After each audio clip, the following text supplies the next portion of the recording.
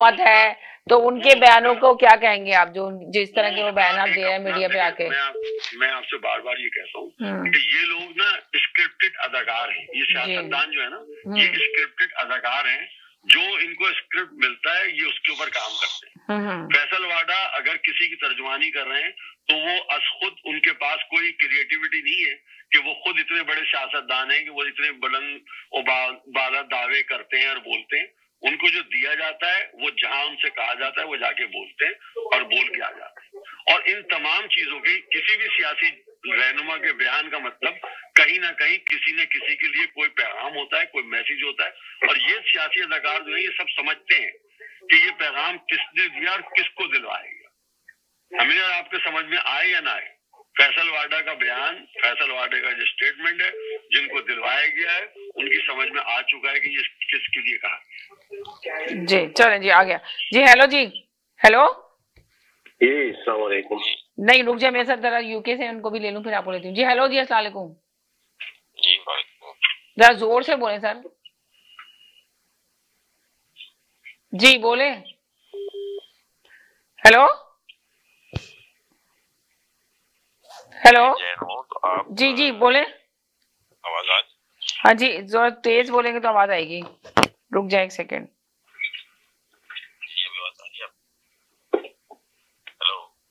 अब बोले। हेलो जी, आवाज आ रही है जी, बोले। जी जी, आज गालबन आप पूछ रहे हैं जो तरमीम के हवाले से जो कुछ भी है उसके मुताबिक आप गालबन बात कर जी।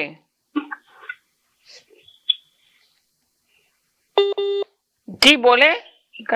हाँ हाँ बोले आप बस जी, आप बोले। मैंने आवाज नहीं आ रही? आवाज आ रही है, आप बोल ही नहीं रहे, बात नहीं कर रहे थे, आपकी आवाज चली गई थी। जी जी हेलो जी बोले। आपसे साहब उनकी आवाज ही नहीं आ रही किसी तरह भी। मैं बात करूं? जी आप बात करें जी। अच्छा, जैसे गरी भाई अभी बात कर रहे थे एस्टैब्लिशमेंट के हवाले से, मैं नहीं समझता हूँ कि एस्टैब्लिशमेंट इस वक्त फिलहाल इस मूड में है कि वो फोन करे और लोगों को कहे कि इस बिल पर साइन करो, और ना वो करना चाहेंगे।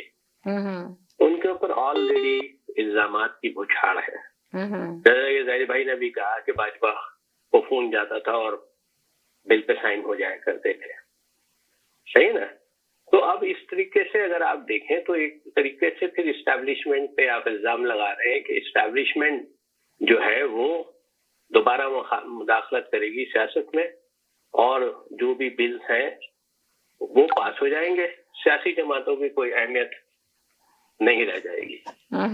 अब ये तो बहुत ही एक अच्छी बात नहीं है इसको इस तरह कहना है, क्योंकि जब अवाम को ये महसूस होने लगेगा कि हमारी तो कोई वैल्यू है नहीं, मीनिंग कि जो पार्लियामान है उसकी तो कोई वैल्यू है नहीं, वहां पे जो भी लोग हैं असेंबली के मेंबर्स हैं उनकी वैल्यू जीरो है, उनकी कोई से नहीं है, और जो भी काम करना है वो एस्टैब्लिशमेंट ने करना है। तो ये एक तो बुरी छाप उन पर दोबारा लगेगी, वो बड़े मुश्किल से इसमें से बाहर निकले।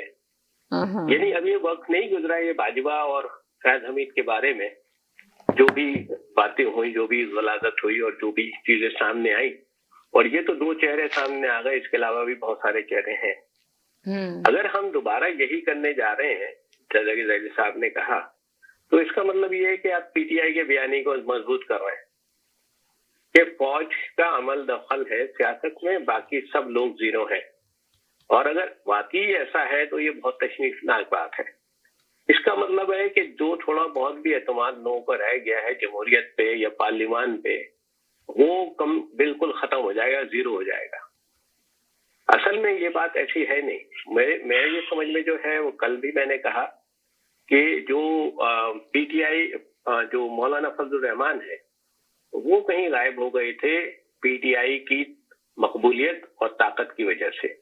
उनकी तमाम की तमाम सीटें केपीके के अंदर है और थोड़ी सी बलूचिस्तान में है। उनको रीगेन करना था, उनके पास एक मौका था, और पाकिस्तान की जो मकबूल सियासी जो नारा होता है वो एंटी एस्टैब्लिशमेंट होता है, उन्होंने उसका भरपूर फायदा उठाया। सियासत इसी को कहते हैं पाकिस्तान में। उन्होंने वहां से अपनी जगह बनाई, स्पेस करी। अब वो इस वक्त लीड कर रहे हैं, लीडिंग पोजीशन में है। और साथ ही साथ पीपल्स पार्टी इंतहाई जीरक सियासी जमात है। मतलब बेहतरीन सियासी दिमाग अगर किसी के पास है, मौलाना साहब और पीपल्स पार्टी के पास है। पीपल्स पार्टी ने और मौलाना साहब ने जो भी गेम खेला है उससे नून लीग इंतहाई कमजोर पोजीशन में आ रही है इस वक्त। यानी नून लीग तो कहीं नजर नहीं आती और उसमें बड़ा सियासी इंतशार है। नवाज शरीफ और शहबाज शरीफ में भी आपस में सुना है मैंने कि रंजीत